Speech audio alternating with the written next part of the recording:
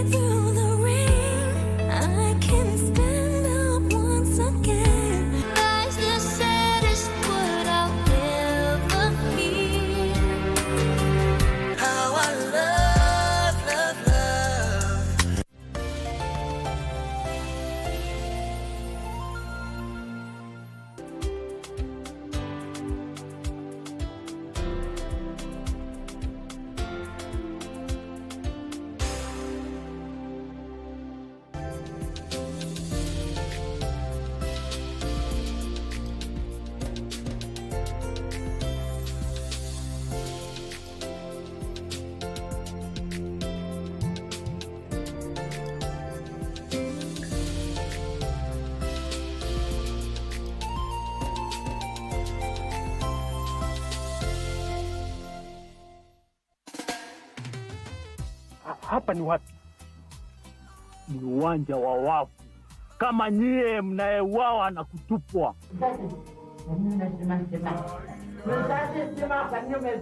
Hawezi kutoka paka leo ni mchafu. Hapana. Sasa makosa ya nani? Tabia njema ufunzwa nyumbani. Wewe hii tabia nyingine imetoka wapi? Kwa nini usinichukue tuende kwako ili nikakupikie wewe? Lazima niseme mzee Mombasa. Sitaki kusikia upuzi wako. Nimeshampata niliyekuwa nikimtaka. Lakini hukujua kama nitapoteza macho. Who start responsibility ni ya nani? Ni yako ama ni yangu?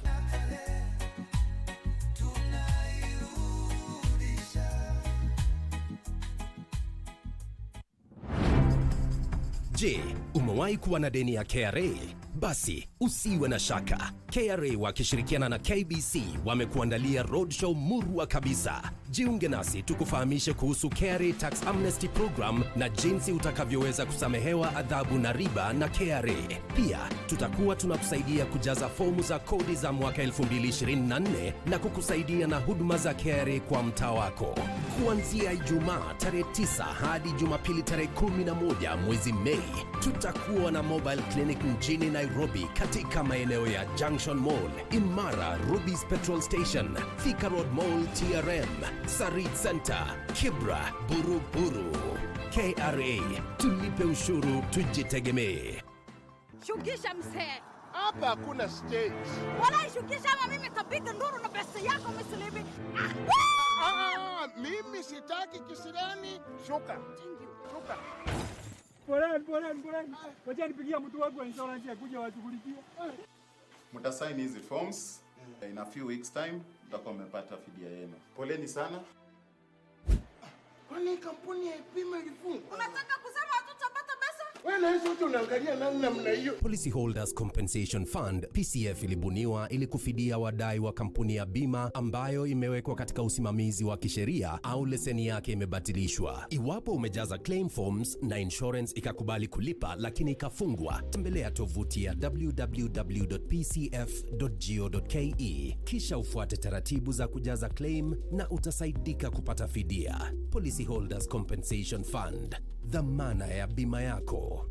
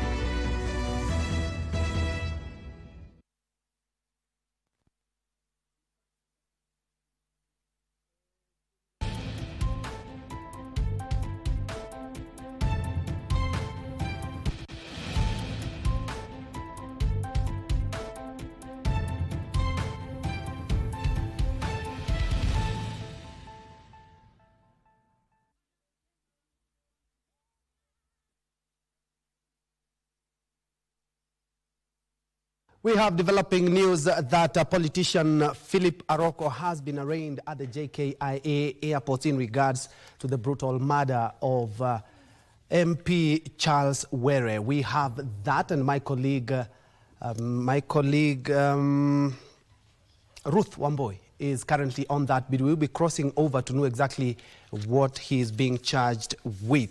We have that plus much more, including in sports. Arsenal finally out of the Champions League. They had a bad day in office or say in the field, and I have that detail plus much more. And on the interactive segment, we will be engaging Dr. Brother Jonas Yawovi, who is the Director, Institute for Social Transformation at Tangaza University. We'll be talking about social transformation and entrepreneurship. A young person, you should really be very keen at about 1:30 there. My name is Ben Troy Njue. My colleague on the sign language interpretation will be Lensa Odingo. Straight to the news. We begin on that bid in regards to MP Were's murder, where the National Police Service ballistic reports have linked a pistol recovered from a suspect to the bullets that killed Kasipul Member of Parliament Charles Were. Inspector General Police Douglas Kanja stated that the gun was recovered from two suspects. A bag and footwear that matched the description of items worn by one of the suspects at the crime scene was also recovered. Let's begin our live coverage on that note.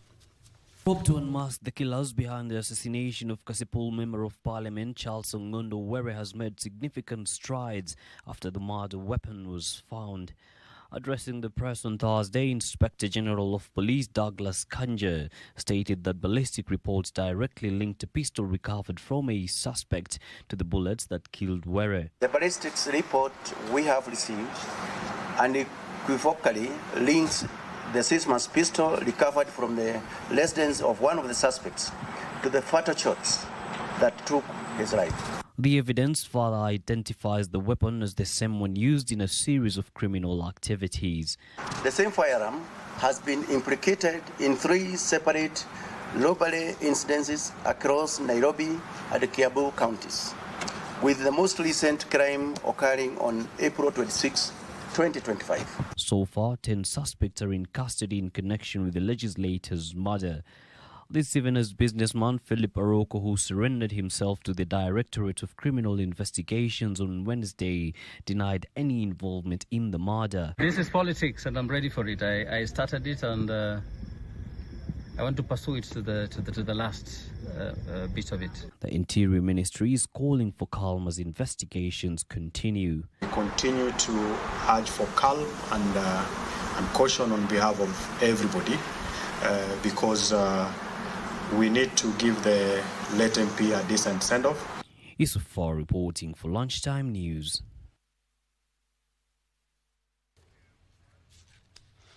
Just a quick one, we'll be crossing over to the JKIA courts for more detailed reports in that to know exactly what the police want in regards to the investigations currently underway.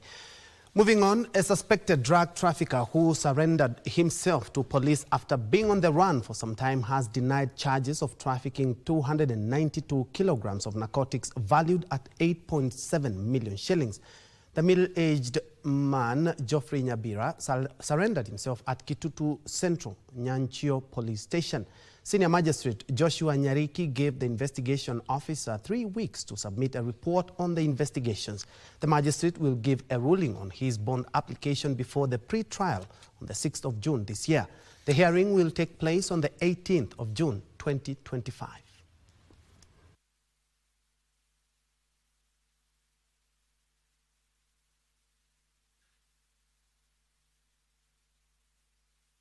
The probation is called upon to prepare a bail report, the same to be filed for consideration by the court on 8th of May, that is tomorrow.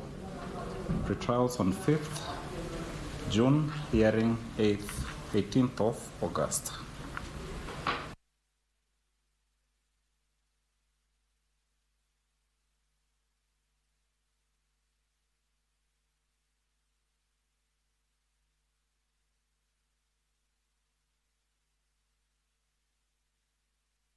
Moving on, Kwale Council of Elders say restoring cultural practices among the youths will be key in curbing youth criminal gangs and the targeted killings of the elderly, which have increased in the area.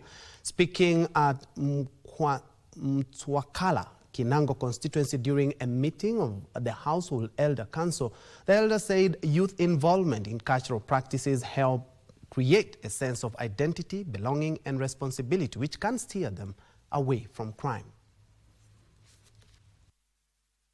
Sasa ni wanataka elimu zaidi, wapate elimu ya kutosha ili waweze kujua umuhimu wa kuishi kwa amani. Aloomba ama ombi langu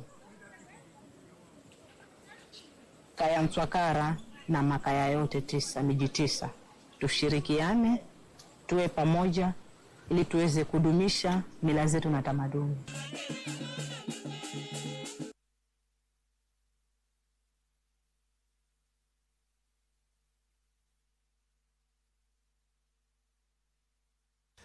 A section of grade 4 to grade 9 learners in 12 public primary schools in Isiolo County are set to benefit from a digital literacy program tailored to enhance their skills acquisition in the competency-based education, courtesy of the Frontier Counties Development Council in collaboration with the county government of Isiolo. Speaking during a training session for 15 information and communication technology teachers who are set to impart the digital literacy skills to learners, County Director of Education Caro Mugo hailed the initiative as one that will revolutionize teaching and learning in public primary schools in the region. The stakeholders further advocated for the expansion of the program to also reach learners in the remote sub-counties of Merti, Cherab, Seracho, Garbatula, and Oldonyiro. And we had a pilot last year where we had 10 schools selected through the Ministry of Education. And from the reports and the outcome, the impact on the ground, this program has been able to revolutionize teaching and learning in our institutions. We are doing the benchmarking for each and every school to know our weaknesses, to know our strength, even to support those who have no gadgets, to know how they can cope with it. We are seeking our well-wishers to support us, to continue supporting us as they are doing, to hunt for us more gadgets in our schools so that we can have effective training and teaching to our learners. Now, African countries have been urged to look at the shrinking of external donor funding as an opportunity to explore ways of independently funding their critical programs. Economics, science, technology, and innovation experts from 31 African countries converging in Nairobi for the Evidence for Development Conference regretted that the reduction in external funding, greatly affected health and education sectors. We now link up with Kamche Menza for more insights on the deliberations at the conference themed Optimizing the Role of Data, Evidence and Innovation in Africa's effort to create wealth, empower citizens and foster responsive and inclusive governance.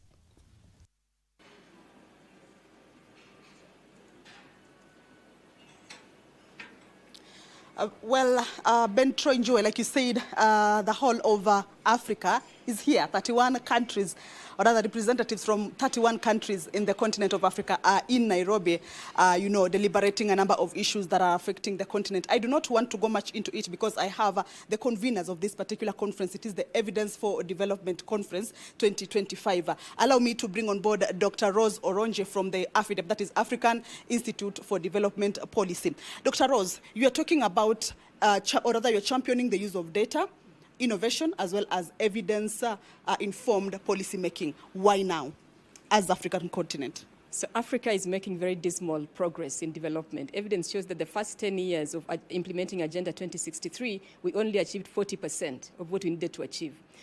If we don't invest in science, technology, and innovation, for us to find solutions that work for Africa to address our development efforts, we'll not be able to make progress. Evidence shows that countries like South Korea, Singapore are progressing rapidly because they have invested heavily in science, technology, and innovations. In Africa, we still invest less than 1% of our GDP in science, technology, and innovations. And that's part of the reason why we have made dismal progress in development. When we talk about evidence-informed policy-making decisions, what do we mean exactly? We mean that governments are looking at data, their own data from administrative systems, but also data from research from academia. They're looking at that and considering that in the decisions they're making, be it budgeting decisions, decisions around programming, around service provisions, that you're not making those decisions and implementing programs without data that shows where the problems are, but also where we need to put our most money to get most returns. Yeah. But how are you planning to go about this? From where you sit and from where I sit in Africa, we understand that there are so many issues about data protection. How are you planning to go about this? Governments have policies in place already, a lot of policies around data protection, policies around even science, technology, and innovation. The main challenge is really to implement those policies. We know the problem of Africa is having policies, and then implementation of practice happens very differently. We need to be able to implement those policies and, of course, protect Africans, even as we gather the data to use for development. Okay. Thank you, Dr. Rose. I would like to bring on board Professor Brandon from Auda NEPAD. Please, could you kindly address, because most of the sessions I realized that you were addressing the issues concerning the shrinking external foreign aid. Is this part of the plans or the programs or initiatives that as Africa we are looking to try and address that particular challenge?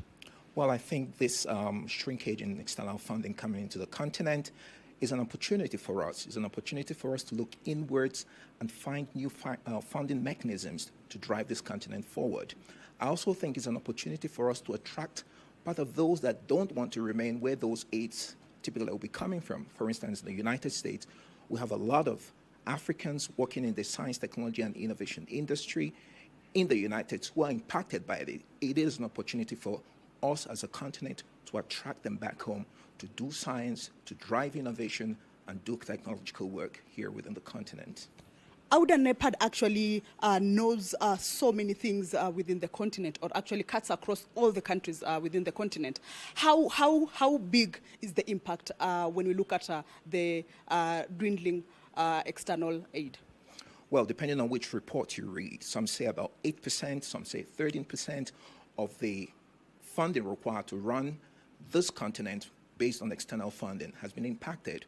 But as I already mentioned, there are other ways we can fill that gap, and we are already exploring those ways as we speak now. What are the sectors that you feel in Africa have been affected? Certainly the health sector has been impacted. The sanitation sector has been impacted. Partly the educational sector has been impacted as well. But as I said, we already have mechanisms which we've worked out to bridge that impact. Thank you so much, Professor Brando. May I bring also on board Dr. Tom Kariuki from the Science Africa Foundation. Kindly join me. Kindly address the issue of research and development. From the sessions, we heard that researchers or science has not been as impactful as it is supposed to be in Africa. Where are we going wrong?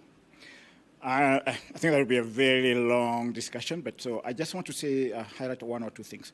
One of the reasons we exist as Science for Africa Foundation is because one of the things we have to do is to make very significant investment into research and development. So we are set up to provide grants to the best ideas in research and development.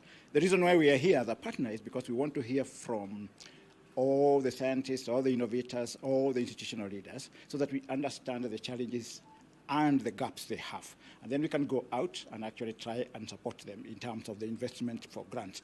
This is going to take time before we get to impact, so we need a whole consensus and whole partnerships to get us where we are going with research and development. But I think the emphasis here is that science-driven approaches can actually transform economies, and we are here to make sure that the institutions, the leaders understand that the prioritization of science and the prioritization around, say, health, climate and environment. Kamche Menza leo, they are actually engaging experts in the field. The Clarion Call has been on the donor fundings for Africa to relook at donor funding. We have seen how the exit of USAID has really affected critical sectors like health and education. As the experts have mentioned, we will be having a more detailed and loaded account of that conference in our subsequent bulletin. But elsewhere, President William Ruto has assented to the Persons with Disabilities Bill, a progressive law that guarantees their right to education, employment, healthcare, political participation, and access to buildings and public spaces. The head of state declared the government's commitment to upholding the dignity and rights of persons with disability. President Ruto also signed into law the county government's Additional Allocation Bill 2025, which provides more funding to counties to promote equitable resource distribution and enhance devolved service delivery.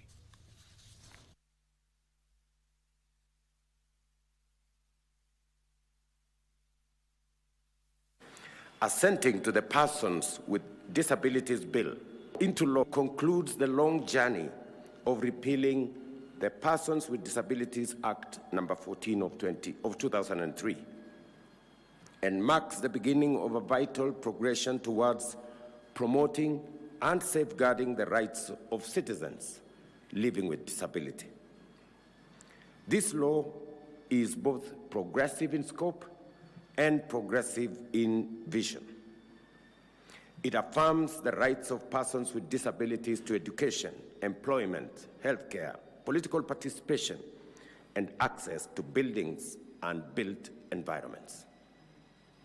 It also mandates stronger enforcement mechanisms, clearer accountability, and enhances representation of persons with disabilities in both national and county governance structures.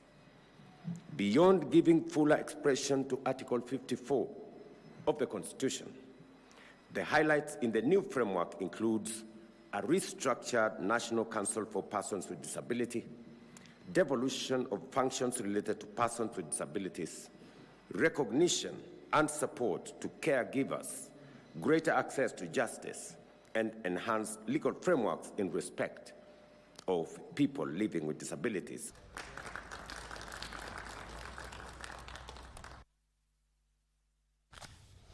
Moving on, the Ministry of Health has transferred 13 key divisions and programs, including disease surveillance, zoonotic disease management, emergency operations, health informative, and national public health laboratories to the newly launched Kenya National Public Health Institute. The institute has been established in line with the government's bottom-up economic transformation agenda, BETTER, of strengthening universal health coverage by enhancing national preparedness to public health threats. Health Cabinet Secretary Aidan Duale called for collaboration from all levels of government to ensure the success of the institution.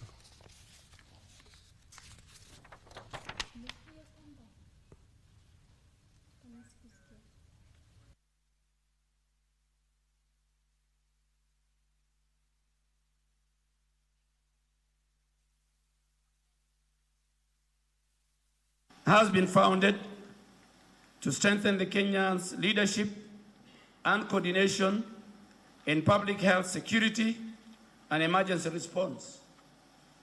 It provides us with a unified platform to prioritize public health needs, mobilize resources efficiently, build laboratory and workforce capacity, and generate research that will guide our national policies. The establishment of a KNPHI is both timely and visionary. It marks a bold and strategic step towards consolidating Kenya's public health functions to enhance our ability to prevent, detect, and respond to health threats more efficiently. We have seen through painful experiences how global health threats, from Ebola to COVID-19 to cholera, can rapidly emerge and challenge the resilience of our health systems. Waziri, for us launching this is a great milestone for our country to ensure that our people can be protected. We can be able to. Kenyans against using banned cosmetics and skin lightening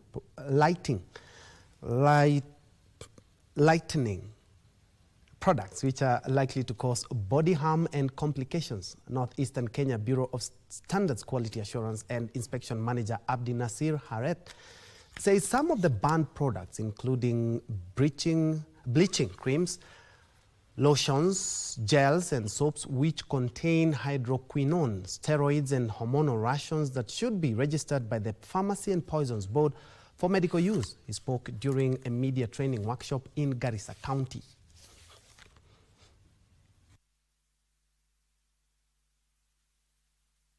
But what happens? Our girls and ladies misuse that one as a lighting equipment. The government warning about skin lightening products. In other news, indigenous landowners in Kajiado County are set to gain financially from a newly launched biodiversity credit program aimed at promoting conservation and offering sustainable income.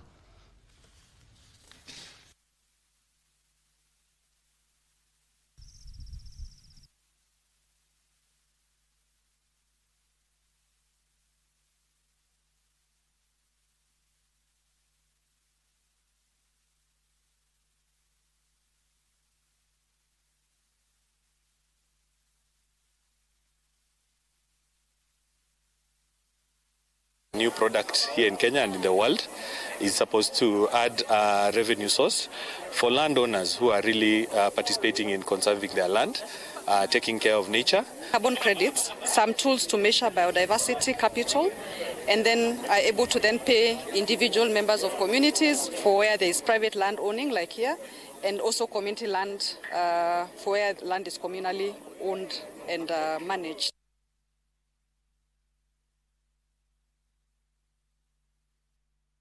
To the Vatican now, where 133 cardinals are gathered inside the Sistine Chapel in Vatican City for the second day of the conclave, which will elect a new pope. The second set of secret ballots follows an unsuccessful vote on Wednesday evening when the conclave began. A successful candidate to replace Pope Francis, who died on Easter Monday, April the 21st, 2025, require a two-thirds majority of the voting cardinals.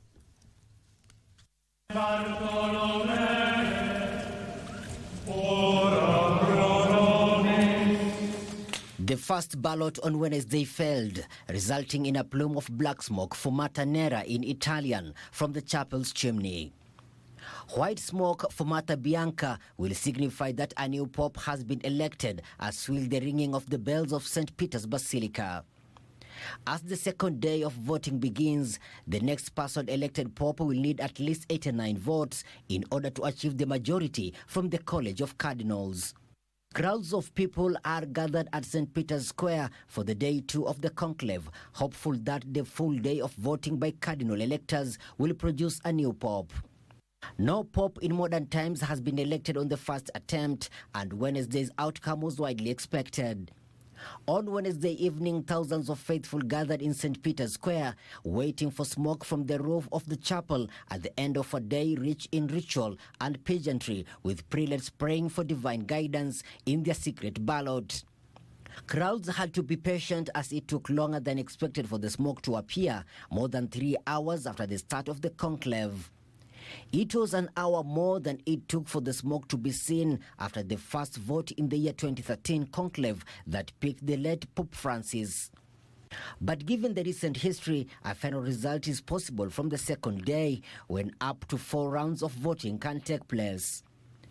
White smoke and the pealing of bells will signal that the 1.4 billion member church has a new leader. The conclave convened on Wednesday afternoon, exactly 16 days after the death of 88-year-old Pope Francis. The next pope will be Catholic Church 267th leader. Michael Mondiga for Lunchtime News.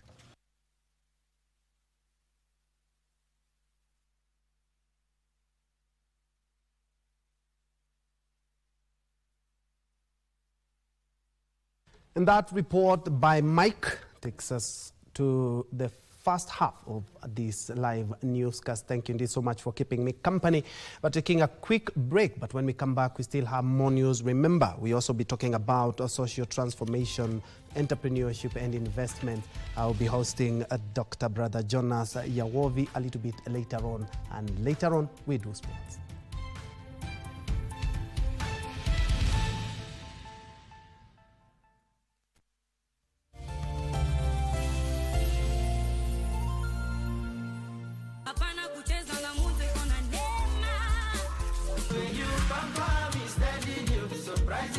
This will be a session just to discuss about realities of business, poetry, and how to navigate through life. I'm an entrepreneur. I have a background in banking. Right now, I am a meat distributor, aka a butcher. Okay. Because I'm married to a Nigerian man. Okay. Yeah. Not yet adopted a Nigerian accent. Imagine, no? The only way I could deal with that death was to drink more, party more, like it was havoc. It's only the Lord who can change people, and the best thing you can do is perpetually invest in prayer. Now I'm looking at your life and I'm like, oh, this girl got a child in campus and still believed in marriage.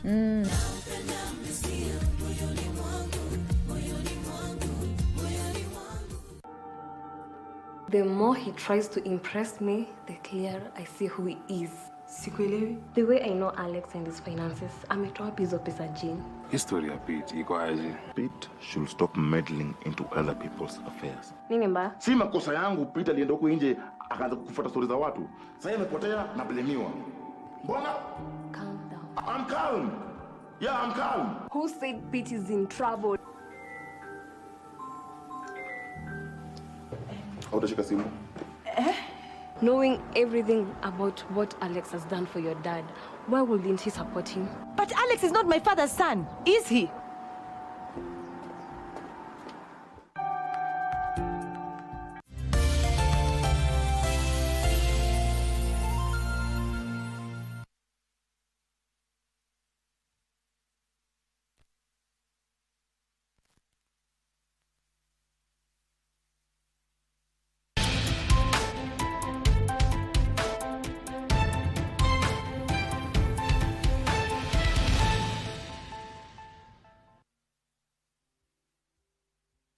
Many thanks indeed for keeping me company.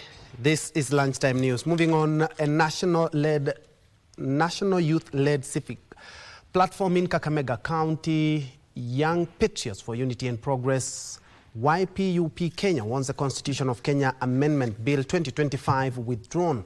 The bill seeks to entrench, among others, funds of the National Government Constituency Development Fund, NGCDF, in the Constitution. Separately, Bishop Simon Peter Kamomwe of Our Lady of Fatima in Dumberi, Kiambu County, has urged the political class to respect the High Court ruling that declared the fund unconstitutional.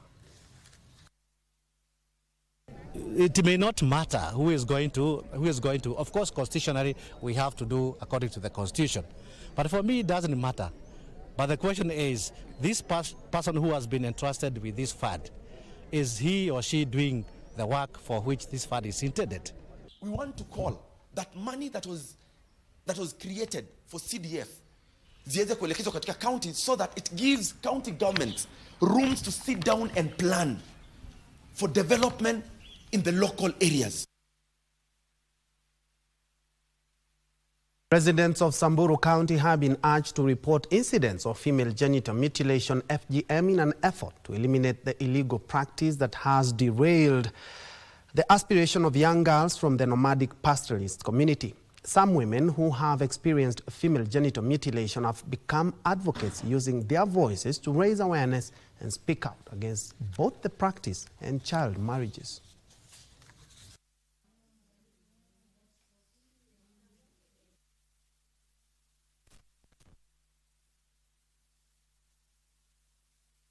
I would urge the members of public to report any FGM that has occurred, to report even before the occurrence of the FGM, in order for us to be able to rescue the girl in danger of being subjected to FGM. Anyone who will be found culpable of committing or aiding or abetting FGM will be prosecuted according to the law. Zile changamoto tunazopitia sisi kama wanaharakati ni community kutoshirikiana na zile mambo tunawaambia ama kutosikia. Hawataki kuacha ile mila. Kwa community yetu kuna watu wengi sana wenye hawajasoma. Kwa hivyo kuelewa ile information tunawapea inakuwa ni ngumu sana. Kulingana na mambo ya kiafya ni kinyume na haki ya binadamu, kwa maana mwanamke, kila mtu aliumbwa na Mungu, viungo vyake vikuwa viungo vya mili sikuwa na kazi yake.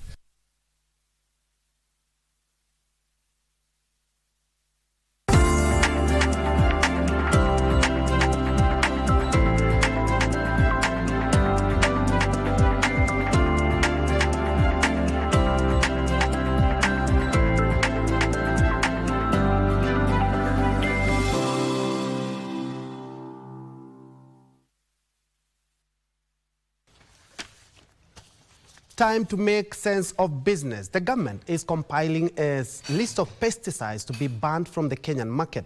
Agriculture Cabinet Secretary Mutahi Kagwe says the list of 50 pesticides will mainly consist of chemicals banned in many countries.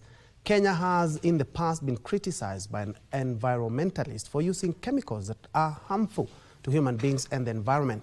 The pesticides are mostly used in Irish potato and maize farming.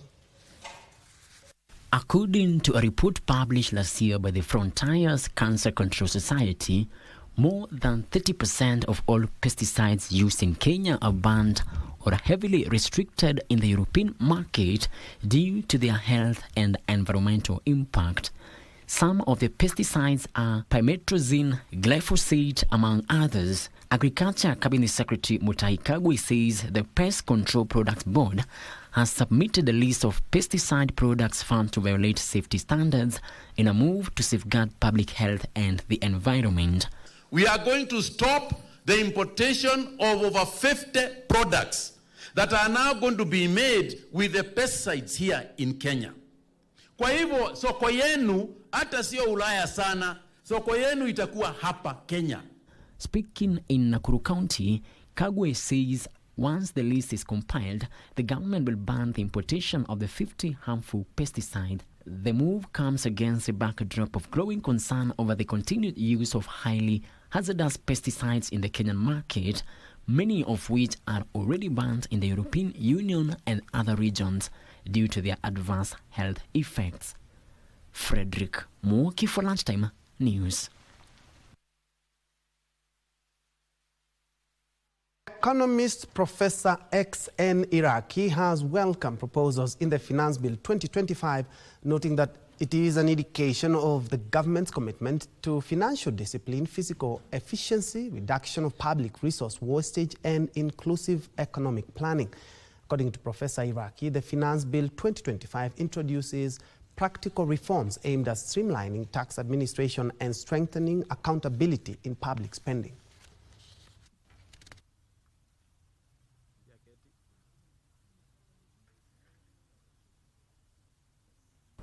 So I think the government has realized that to solve the housing problem in Kenya, you need a pair of scissors, the private sector and the public sector. So I think that was a move in the right direction, but I still believe that interest rates should go down a bit so that we build more houses and make more Kenyans houseable in decent locations and in decent houses. I think there's always been a feeling that people in the government benefit a lot from allowances, from per diems, and all other things that they get because of being in the government. So maybe we are trying to make sure that whether you work for the private sector, whether you work for the government, you all benefit from these perks.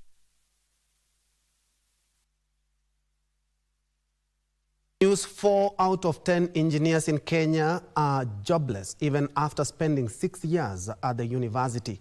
This has led to a major brain drain and a shortage of certified engineers. The Engineers Board of Kenya says the situation has been worsened by the influx of foreign registered engineers undertaking engineering works in Kenya. EBK Chairman Erastus Mwongera says partnerships and policy alignment remain critical to unlocking opportunities for professionals and scaling national development. Job experts assert that a subdued job market and a mismatch between educational qualifications and industry requirements have led to a sharp increase in the number of jobless engineers in Kenya. The lengthy, expensive and tedious registration of graduate engineers has also affected the absorption of engineers. Currently, close to 40% of all engineers in the country are jobless. We still are engaging public service commissions so that the entry grade for engineers is improved.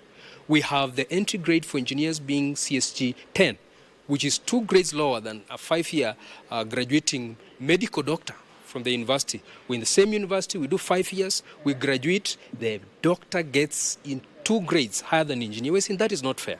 It's actually a matter of injustice. The Engineers Board of Kenya says it has intensified advocacy around professional recognition, youth employment and regulatory compliance as part of a broader effort to secure the future of engineering practice in the country. We have an MOU between ourselves, NCA and Borax, And we are able to visit the site together and do inspection and take collective action. We have also developed a portal where all the engineers now are able to upload their projects. Among key milestones is the implementation of targeted engineering solutions and an ongoing internship program that is currently benefiting over 200 graduate engineers. We have achieved 90% of the programs which were not accredited before, just a few remaining, which we have committed to complete by June this year. We want one mobility for our engineers. There's a global shortage of engineers. So at the East Africa level, we already have a framework, which is called a mutual recognition agreement, so that it is very smooth for an engineer who wants to practice or gets a tender outside of the country. We want the only registered or professional engineers to be able to engage in their services, and we are calling the public on the same. Again, we've called upon the EPK to make sure that they prioritize and support the engineering, the registration of the various engineers, so that they can be able to expand the industry. They spoke during the ongoing Engineering Partnerships Convention 2025, which has brought together over 4,000 delegates under the theme Engineering a Digital World.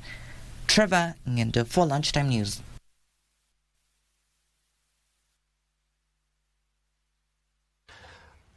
Very well, now we get into our interactive segment, and as I mentioned earlier, we'll be hosting Dr. Brother Jonas Yawovi, who is the Director, Institute for Social Transformation at Tangaza University. We are looking at a social entrepreneurship and investment in the country. Karibu sana, Daktari. Welcome. Asante, thank you.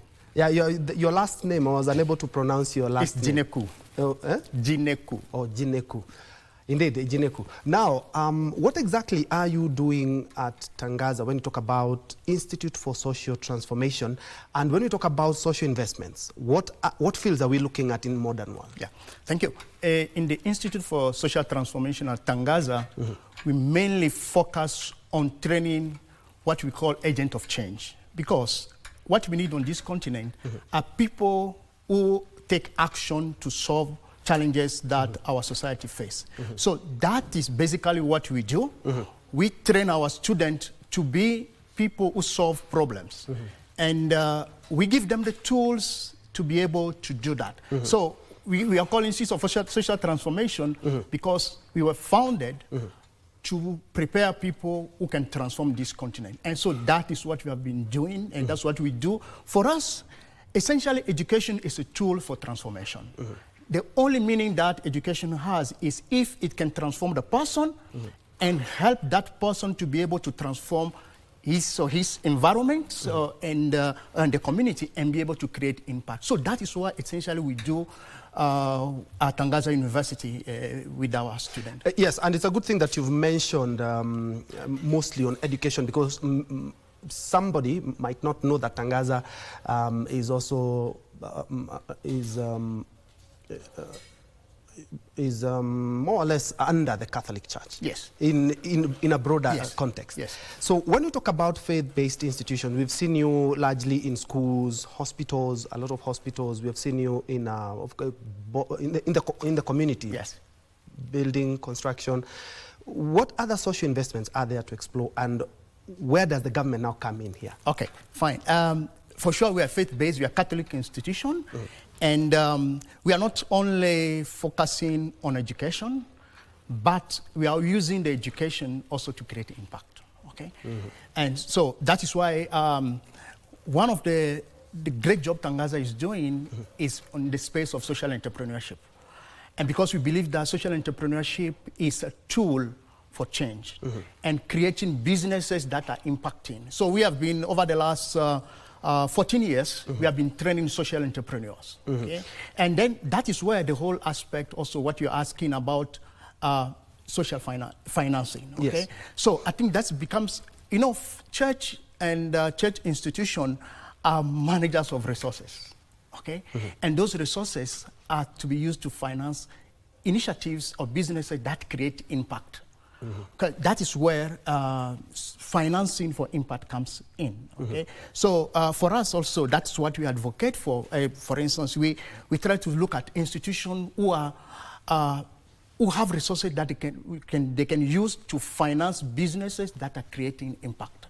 So we train people also in how they, they can access some of these impact financing and other sources of financing. So Tangaza, yes, we are in education, but we do more than education. Yeah, and I've seen that you are in your 8th year of your annual Africa Conference on Social Entrepreneurship. What are we looking at? And maybe you can tell us some success stories, because this is the 8th year. Yes.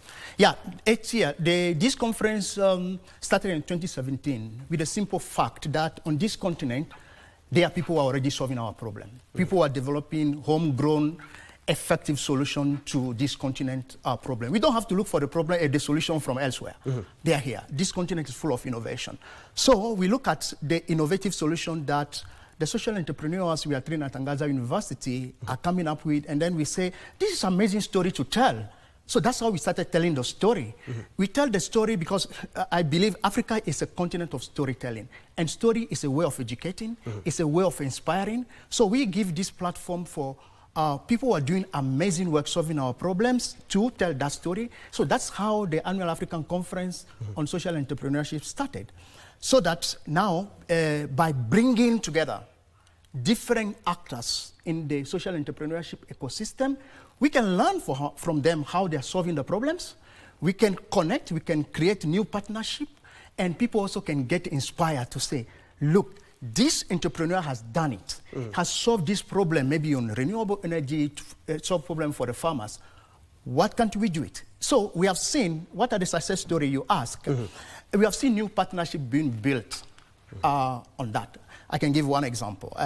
And we have seen people getting opportunity for financing, for instance. We give opportunity to social entrepreneurs to showcase their work, to pitch their solution.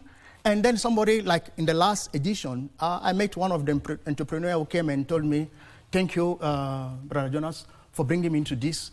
After I pitched my idea, now I have a partnership with this bank. Okay, so that's amazing.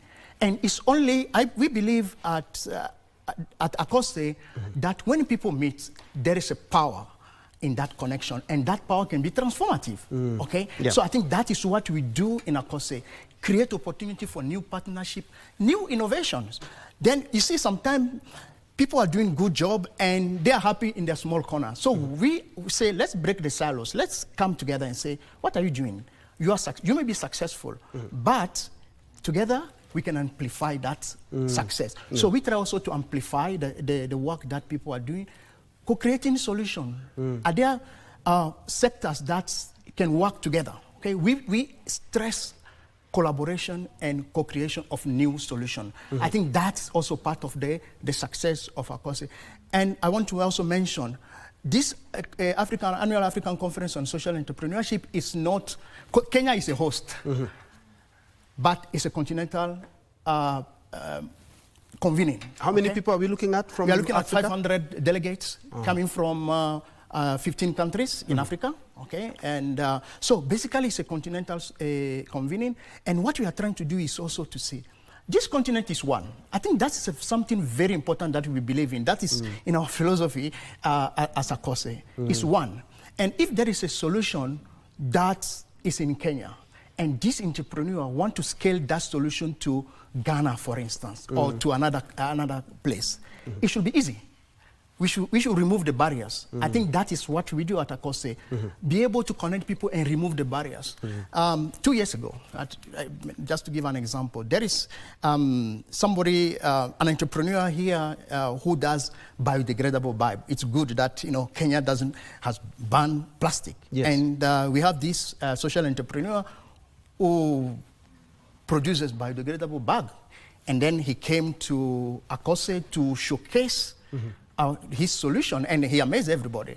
And in that conference, there was a delegate from DRC. They met, they said, look, we need this solution in DRC.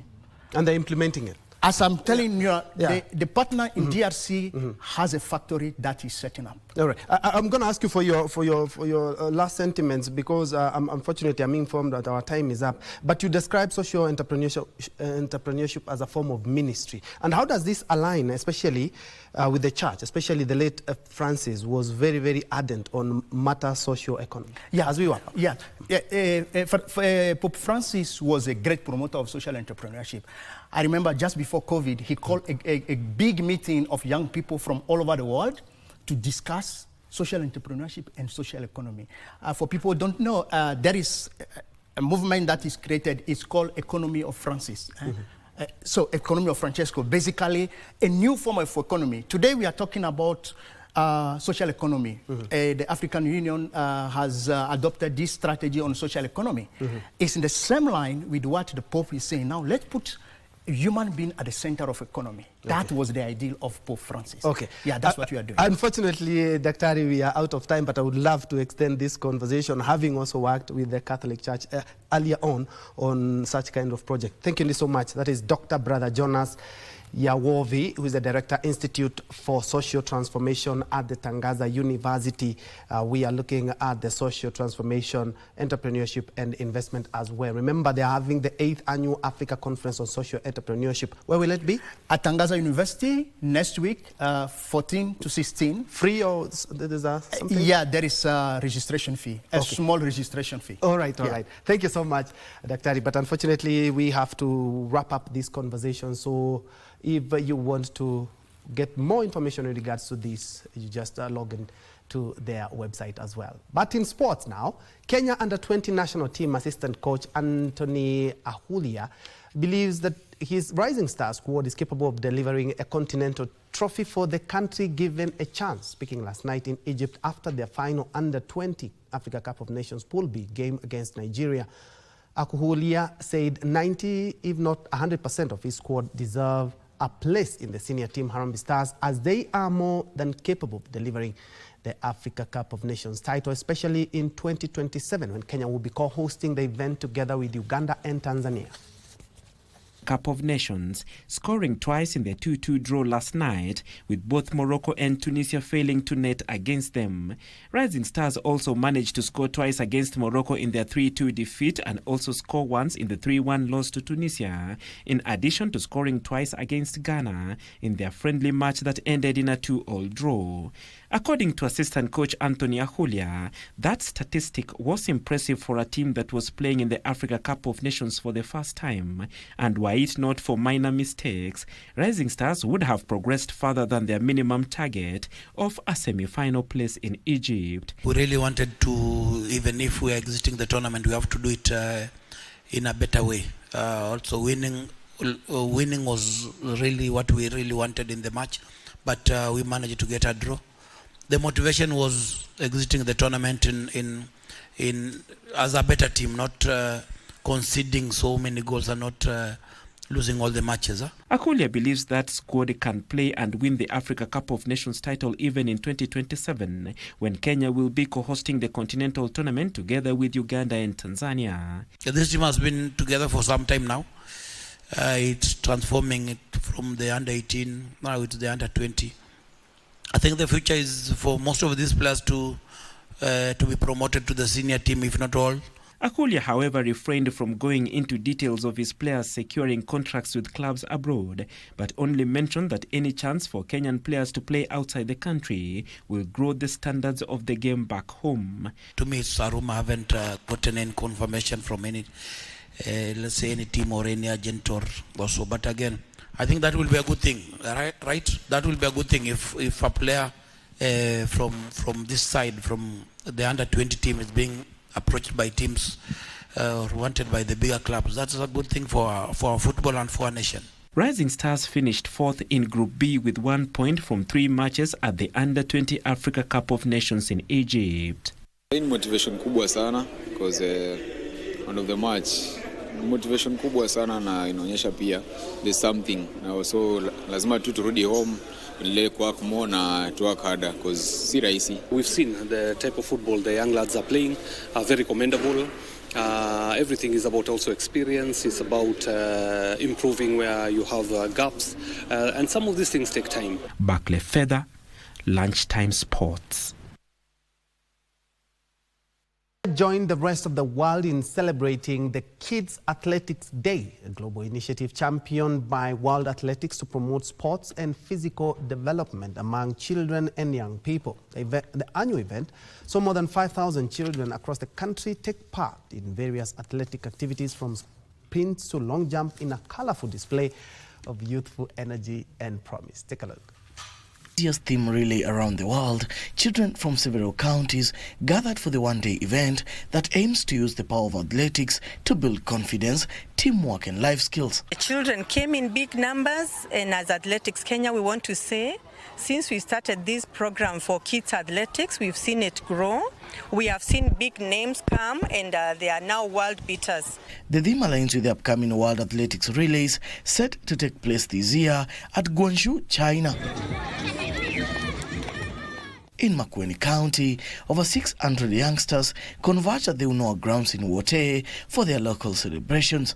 The event was graced by Athletics Kenya CEO Susan Kamau, who stressed the importance of grassroots talent identification and development. I want to thank the county government of Makueni, and I thank them for hosting us here. And we believe that down the line, 2-3 years, when we look back, we will look and say we have come with a talent from Makueni. The event also incorporated the environmental twist, with children participating in tree planting to mark the day, a symbolic act that underlines growth, sustainability and a green future, much like the budding athletics dreams they hold.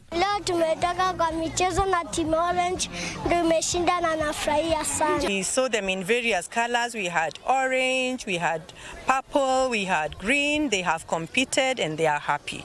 The World Kids Athletics Day is held on the 7th of May every year in different parts of the world. For the next story, it's with a heavy heart, and especially for Arsenal fans, me included. Arsenal's bid to reach the UEFA Champions League final ended in failure as they were beaten by Paris Saint-Germain. PSG will now take on Inter Milan in the finals after the Italian giants beat Barcelona. Buckler forced slightly wide, but with an opportunity to make it 3 on aggregates, and David Wright. Oh, he's gone for it. Here's Njue, back to Hakimi. There will be a VAR check. He's given a penalty.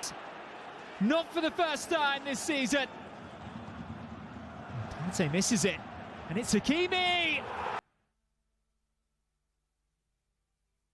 Let me say we live to fight another day, as usual, next season. But that's where we put a cap on KBC Lunchtime News this afternoon. Many thanks indeed for joining me. And of course, if you want to check out our other news items, kindly don't forget to check out our social media spaces, not forgetting our KBC digital app. My name is Njue. Lensa Odingo has been my colleague on the sign language interpretation. And many thanks for keeping it Channel 1. Do have yourself a blessed afternoon.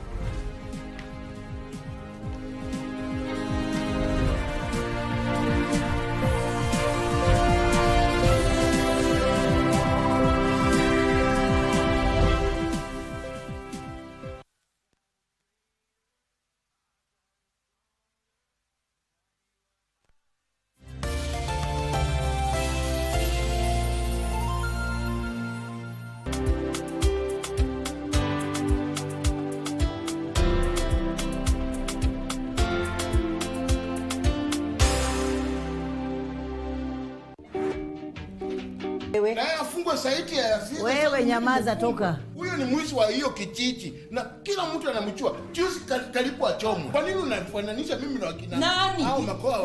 Wewe si mtoto wa Shikondi Mako. Na makoa hapo tunaishi wengi. Si mimi peke yake. Lakini yeye